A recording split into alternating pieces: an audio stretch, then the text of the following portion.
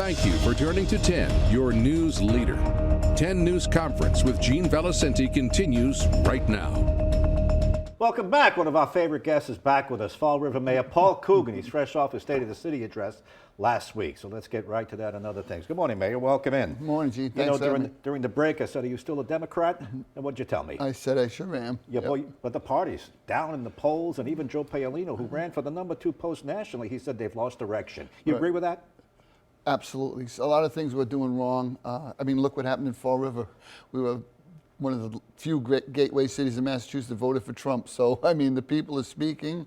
But I'm more moderate to the middle on the Democrats, the old style. Yeah. I mean, the fringe is not for me either.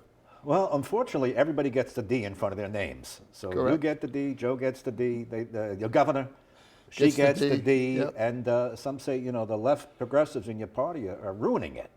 Do you agree with that? And what about all this, the burning of Teslas, going after Elon Musk? Go ahead, take it. That's crazy. It's absolutely crazy. That's not going to win you. That's going to cost us votes.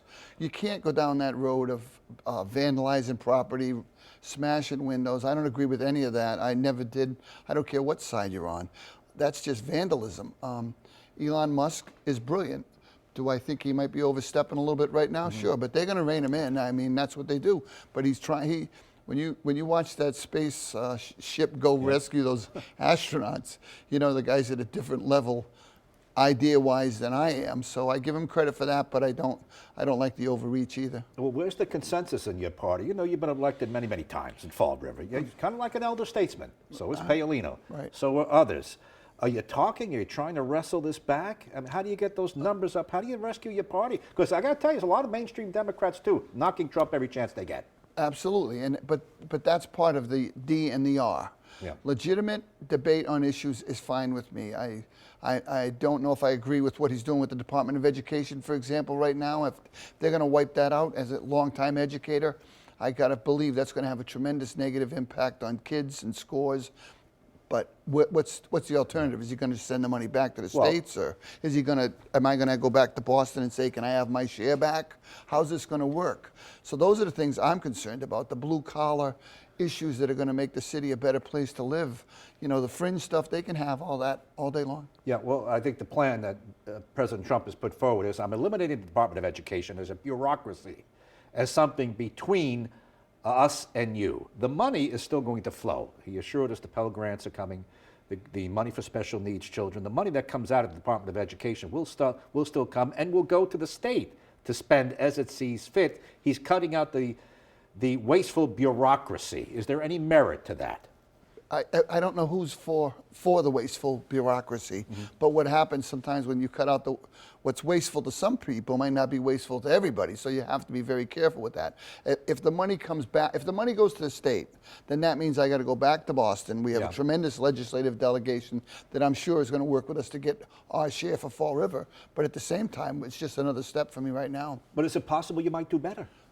I hope I do. If he's saying, here's the bundle of money, here's the bag of cash, it's yours, spend it. Then I will congratulate him. That's the way it works. If I'm doing better and that means the city of Fall River is doing better, I'm all for it. Well, that's a wait and see. That is a wait and see. We will see. Now, while we're going up to Boston, shipping up to Boston, as they say in the Commonwealth, are you happy with the way the governor's performing? Every day I read these stories about migrant shelters, billions of dollars spent in and out of hotels. When you read the same stuff I do? Correct. Maura Healey's a friend of mine. But my wife's a friend of mine, and I don't agree with everything she does. I don't agree with putting the citizens of Massachusetts in a secondary position to any group. So I would favor the money going to regular Mass residents. The migrants overwhelmed us. Let's be fair here. Yeah. We weren't prepared for that. It's something that we have to fill and do the best we can right now. But again, I hear it all the time. The money's going to migrants. The money's going to migrants. It's a common call in Massachusetts. Again, we voted for Trump down in Fall River, so it was, and people have to understand, it wasn't just the more blue-collar neighborhoods in Fall River. It was our best neighborhoods that went for Trump. Well, what does that tell you? Fall River, Massachusetts went for Trump. What does that tell you? It tells me his message was resonating with the voters. More money in your pocket, lower costs, people back to work. removing the migrants. Those messages all resonated in the city. So, I mean, you got to respect people. Everybody gets the same amount of votes when they go in that booth, and they spoke loud that day. You said Governor Healey's a friend of yours. She is a friend of mine. Can you pick up the phone and call and say, Governor, what are you doing? $1 billion for the migrants and other shelters at large. And then there's Mayor Wu fighting with Donald Trump, doubling down. You're not, what? Can you do that, or you don't want to get involved? No. You got your own trouble. Well, I'm going to see her Monday. Yeah. I doubt that's going to come up. But at the same time, she takes my calls whenever I call her. But I got to believe if she's waiting to get a call from Paul Coogan about the migrants, I'm pretty far down the pecking order. If she didn't hear it from people in the media or people at the State House. Oh, she's heard it. Oh, I bet know she's that. heard it. Yeah, I bet she's heard it. When you talk to your other Democrat mayors, you've got a lot of them over there, and your friends in Yeah. New Bedford and all over there. What do you say? I think Are everybody's you as like disgusted as some of your voters who voted for Trump are? I am when it's costing the city of Fall River money. Absolutely, I am. I have school transportation issues. I have homeless issues. These are all piling in on me too, and I have to take care of them to the best of my ability.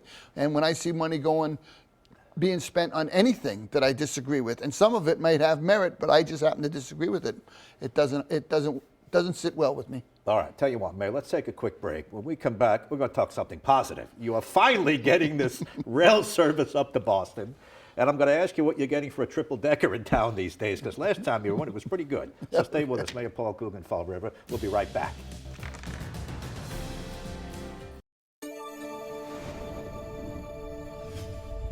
Welcome back to 10 News Conference. Fall River Mayor Paul Coogan with us for one more segment. Mayor, we're finally getting rail service from your city up to Boston. Can you believe it? You were a young man when they first started talking about this. It's supposed to happen Monday. I know. It's going to be, we're having a little kickoff celebration in Fall River at 10 o'clock at our terminal down on Duval Street. It's been a long time coming. But that morning, the trains are going to start at 5:08, and they're going to run every hour thereafter, and off we go. How big a deal is this for Fall River? By the way, they're going to split in Taunton. One goes to you, one goes to New Bedford. Right. So everybody gets up to Boston and back. Right. Well, that's going to raise real estate property values, do you think? I mean, because you're going to become more of a suburb of Boston if you can get a rail line up there. I don't know. Rail prices on houses has gone up so much in Fall River. I really don't know how much higher it can go. Rents are up, house prices are up, land's up, everything's up in Fall River. So if we get another bump on this, we're going to be Nantucket. Well, okay, let me, this is interesting that you took us. Is that good or bad? I mean, I would say if I live in Fall River, my property is going to go up, things are going to be great, you're going to collect more in taxes. Isn't this good? Right, it is good. Is there a downside? There's a downside. What is that? It's the public perception of the cost of living in the city. Fall River has a number of residents that have been there forever. This isn't like a new generation moving in all the time. We do have a lot of new people, but it's a very stable city population. And when they say, I used to pay $100 a month, I used to pay $100 a month, it resonates. Rents have gone up, prices have gone up. It's funny, nobody talks about the old days when they sell their property. But everybody talks about the old days when they pay their taxes or the old days when they pay their rent. When you sell your property, you make a substantial investment in Fall River. We're still going along at 6 or 7% increases every year, which is more than you'll get on the open market. So we're not one of the towns. Some of the towns some of the towns in Massachusetts started to lose value. That's not us. No, you mean those triple deckers that people bought for a song and a dance decades ago. They stayed in there. They raised their families. They're selling them and they're cashing in. They are cashing in. What are you getting for it? Well, we had one sold. A friend of mine that works in the building with us sold one on Barnes Street in the Flint the other day for $650,000. A triple decker in Fall River. I mean, you could buy those for $50,000, $80,000, $100,000, and you would have made an investment 6 times your money.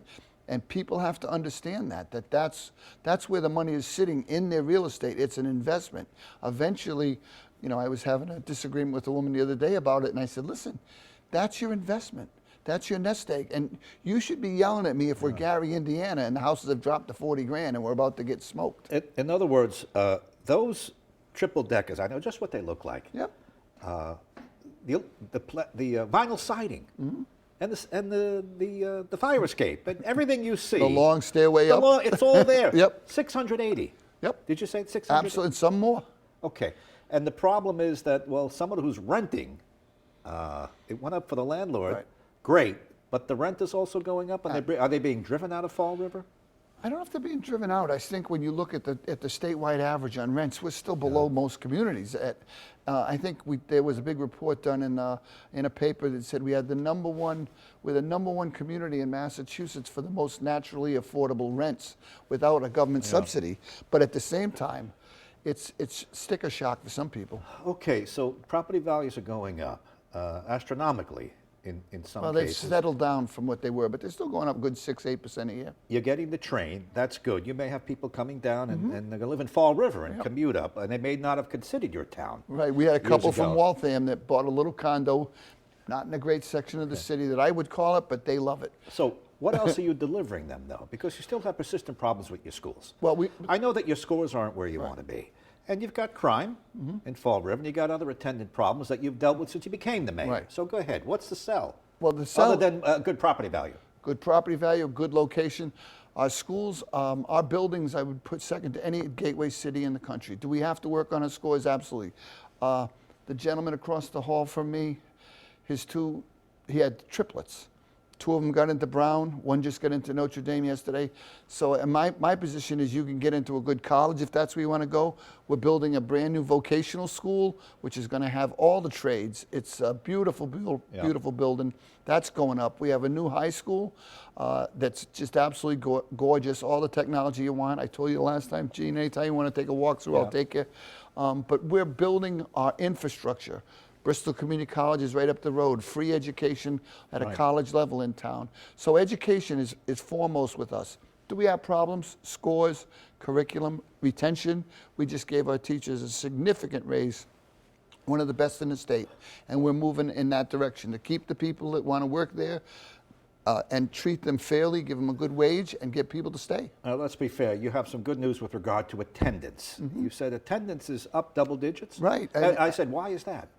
I think it's because of our outreach and the work we're doing with families. We have a great